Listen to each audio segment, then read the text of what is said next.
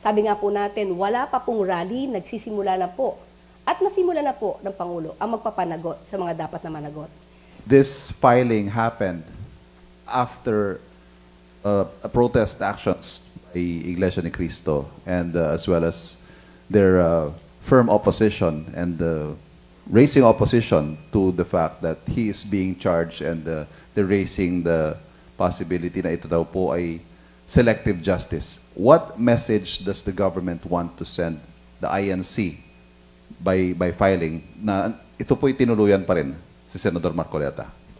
Although marami pong nagsasabi na ang nasabing INC rally ay para suportahan at kung maaari ay makita ang sitwasyon ni Senator Marcoleta.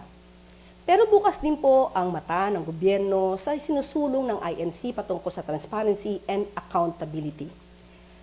Hindi po tayo naniniwala na yun lamang ang magiging dahilan ng INC para sa nasabing rally. Kung tayo po at lahat tayo, pati po ang miyembro ng INC ay para sa transparency and accountability, ganun din po tayo, ganun din po ang pamahalaan, ganun din po ang Pangulo. Sabi nga po natin, wala pa pong rally, nagsisimula na po. At nasimula na po ng Pangulo ang magpapanagot sa mga dapat na managot. Malamang ang mga miyembro po ng INC ay makikita naman nila kung ano yung mga elemento na nailagay patungkol sa di umano'ng plunder and graft cases. Sa resolution po siguro ng Ombudsman ay makikita nila kung bakit naisampa ang mga kasong ito sa miyembro po ng INC na si Senator Rodante Marcoleta. Tama po bang tignan ito na hindi kumurap, hindi nasindak ang gobyerno sa mga protesta ng INC?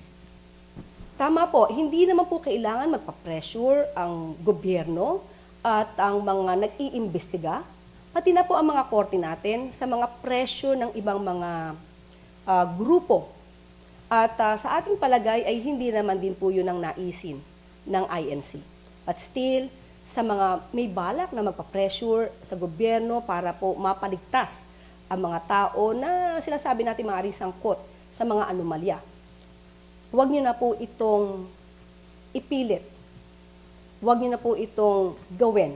Dahil muli, hindi matutulog ang gobyerno, hindi din matutulog ang mga investigating bodies, pati na po ang korte para mapanagot ang dapat na mapanagot. Hindi ko po nakikita sa ngayon, wala pong nakikita ang gobyerno na dahil lamang nagkaroon ng pagsasampa ng kaso ay magkakaroon muli ng surprise protest.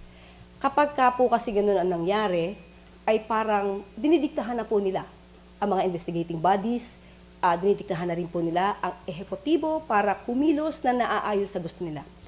So, hindi po natin sa ngayon nakikita na mangyayari ito. Dahil ang mga grupo ngayon, alam natin na dapat tayong sumunod sa batas.